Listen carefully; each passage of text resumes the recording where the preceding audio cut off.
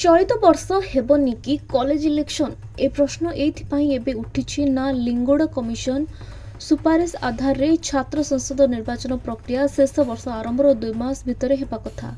एमितिरे 2017 college निर्वाचन को देखले निर्वाचन हेबार मासक पूर्वरु कॉलेज निर्वाचन पाई सरकार विज्ञप्ति प्रकाश करबा कथा, किंतु ए पर्यंत उच्च शिक्षा विभाग पक्षरु कॉलेज छात्र संसद निर्वाचन नहीं कौनसी विज्ञप्ति प्रकाश पाई नाही।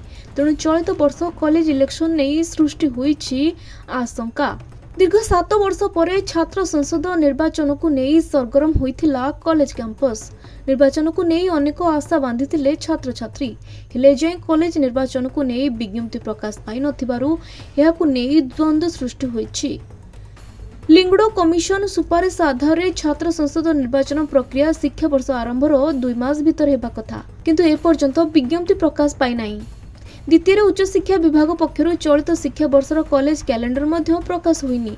एमितिरे चलित वर्ष सरकार कॉलेज छात्र संसद निर्वाचन करबा मोड्रे बोधुए नाहंती बोली चर्चा धरिछि, कारण 27 सेप्टेम्बर कॉलेज रे पूजा छुट्टी हिजिबो। 25 तारिख रे निर्वाचन हेबा कथा, 26 तारिख रे निर्वाचित प्रतिनिधि माने शपथ ग्रहण करबा कथा, किंतु वर्तमान सुधा सरकारक पक्षरु कौनसी प्रकार पदक्षेप निया जाय नाही। एपटे कॉलेज निर्वाचन को नहीं द्वंद्व थिबा छात्र संगठन एवं सरकार को घेरिबारे लागिछंती। बीजेडी कहिछि सरकार भयरे कॉलेज निर्वाचन कराउ नाहंती। कांग्रेस कहिछि सरकार वर्तमान पर्यंत कॉलेज निर्वाचन पाई विज्ञप्ति प्रकाश कर नाहंती। तेणु एथुरु स्पष्ट जे कॉलेज निर्वाचन हेबो नाही, सरकार छात्र नेता सृष्टि करबाकू चाहू नाहंती।